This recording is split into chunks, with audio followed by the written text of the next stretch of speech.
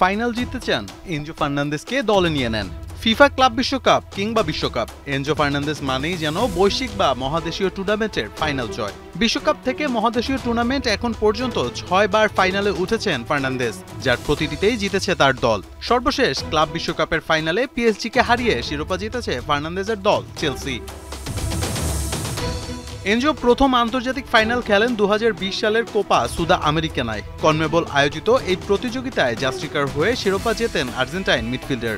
এরপর একই দলের হয়ে কনমেবল আয়োজিত আরেকটি টুর্নামেন্ট রিপোকাতেও শিরোপা জেতেন ফার্নান্দেজ। এরপর আসে সেই মাহেন্দ্রক্ষণ 2022 ফুটবল বিশ্বকাপ। আর্জেন্টিনার হয়ে সোনালী ট্রফি ছুঁয়ে ফেলেন এই মিডফিল্ডার। নিজের চতুর্থ ট্রফি হিসেবে আকাশী নীলদের জার্সিতে পান কোপা আমেরিকার স্বাদ।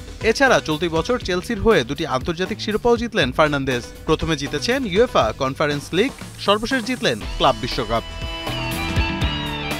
ফাইনালে নিজেকে অপ্রতিরোধ্য প্রমাণের পাশাপাশি আরও একটি অনন্য অর্জন যুক্ত হয়েছে ফার্নান্দেজের নামের পাশে। এই মুহূর্তে পৃথিবীতে এনজোই এখন একমাত্র ফুটবলার যিনি ক্লাব ও জাতীয় দলের হয়ে মাঠে নামবেন জার্সিতে বিশ্ব চ্যাম্পিয়ন ব্যাজ পরে। এর আগে ফিফা ঘোষণা দেয় ক্লাব বিশ্বকাপে চ্যাম্পিয়ন ক্লাব আগামী 4 বছরের জন্য নিজেদের জার্সিতে বিশেষ বিজয়ী ব্যাজ পরবে। অর্থাৎ চেলসিতে থাকলে আগামী 2029 সাল পর্যন্ত এই ব্যাজ পরে খেলবেন এনজো ফার্নান্দেজ।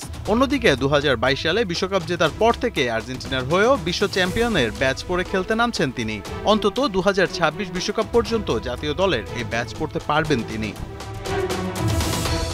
ক্লাব বিশ্বকাপে জয়ের পর নিজের আবেগ লুকিয়ে রাখতে পারেননি এনজো। অঝরে কেঁদেছেন এই আর্জেন্টাইন। তার কান্নাই বলে দিচ্ছিল চেলসির হয়ে ক্লাব বিশ্বকাপ জিততে কতটা উন্মুখ ছিলেন তিনি। চ্যাম্পিয়নরা তো এমনই হয়ে থাকে। মোহাম্মদ আদনান, ৭১।